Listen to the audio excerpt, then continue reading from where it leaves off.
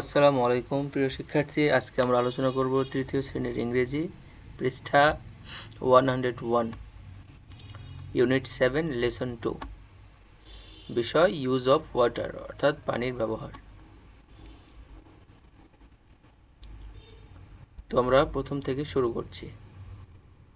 পৃষ্ঠা 101-এর এ নাম্বার বলতেছে look and সে, দেখো এবং বলো। তো তোমাদের কাছে অনুরোধ রইল পূর্বের ক্লাসগুলো দেখে নেবে এবং যারা চ্যানেলটি সাবস্ক্রাইব করেনি অবশ্যই সাবস্ক্রাইব করবে। আমরা এ নাম্বার দেখতে পাচ্ছি হিউম্যানস অর্থাৎ মানুষগুলো, হিউম্যানস এখানে অনেকগুলো মানুষ দেখাচ্ছে, এটা হচ্ছে হিউম্যানস মানুষগুলো। তারপরে প্লান্টস অর্থাৎ গাছ, প্লান্ট অর্থাৎ কি গাছ। রেইন অর্থাৎ বৃষ্টি হচ্ছে, রেইন মানে বৃষ্টি, যেটা আমরা আকাশের বৃষ্টি বলি। কুকিং অর্থাৎ রান্না করতেছে, মানে এগুলোতে কি হয়, পানির ব্যবহার হয়, মানে যেগুলোতে পানির ব্যবহার হয় সেগুলোর পিকচার এবং নাম দেওয়া আছে। তো কুকিং অর্থাৎ রান্না করতেছে, রান্নার ক্ষেত্রে পানির ব্যবহার হয়। বাথিং গোসল করতেছে, গোসলের ক্ষেত্রে পানির ব্যবহার হয়। সয়েল অর্থাৎ মাটিতেও পানির ব্যবহার হয়। ফার্মার কৃষক, কৃষক ফসল ফলাতেও মাটির ব্যবহার করে। এবং ক্রপস অর্থাৎ ফসল, এই তো এগুলো প্যাডি ধান, কর্ন ভুট্টা, এগুলোতেও বার্লি গম, এগুলোতেও ফলাতেও ফসল ফলাতেও পানির ব্যবহার হয়। তো আমরা এখন মূল টেক্সটটা শুরু করছি। Number B number, read text. Read the text অর্থাৎ পড়ো, টেক্সটে পড়ো। Water is called life. Water is called life, পানিকে জীবন বলা হয়। অল হিউম্যানস, সকল মানুষগুলো, সকল মানুষ, অ্যানিম্যালস এবং সকল প্রাণী, অ্যান্ড প্লান্টস এবং সকল গাছ, নেড ওয়াটার টু লিভ, প্রয়োজন, নেড অর্থাৎ প্রয়োজন, ওয়াটার পানির প্রয়োজন, টু লিভ বেঁচে থাকতে, অর্থাৎ বেঁচে থাকতে সকল মানুষ, প্রাণী এবং গাছের পানির প্রয়োজন।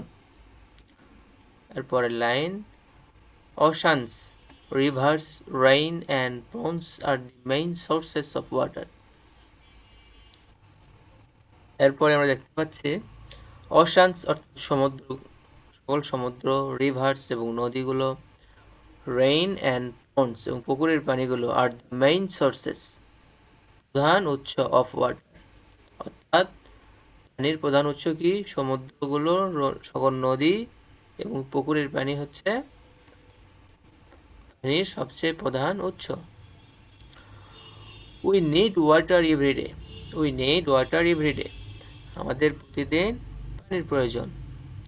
We use water for drinking.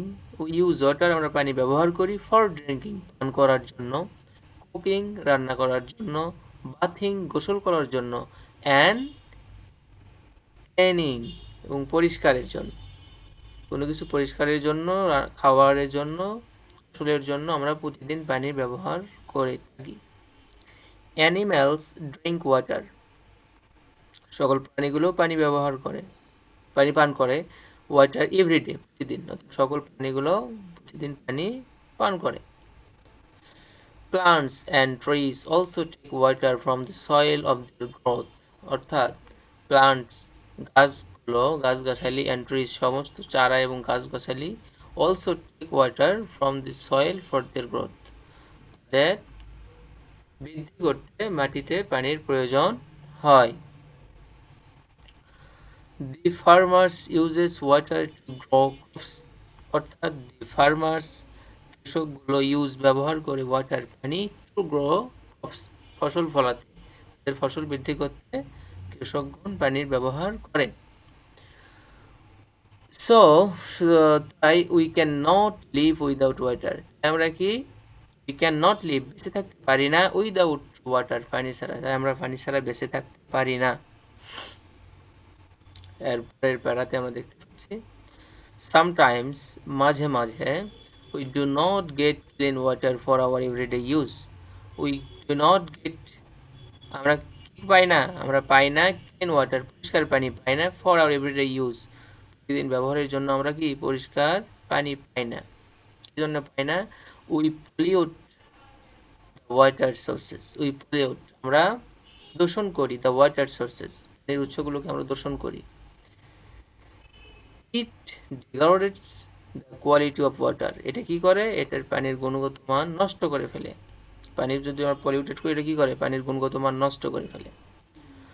Polluted waters is also dangerous for our life.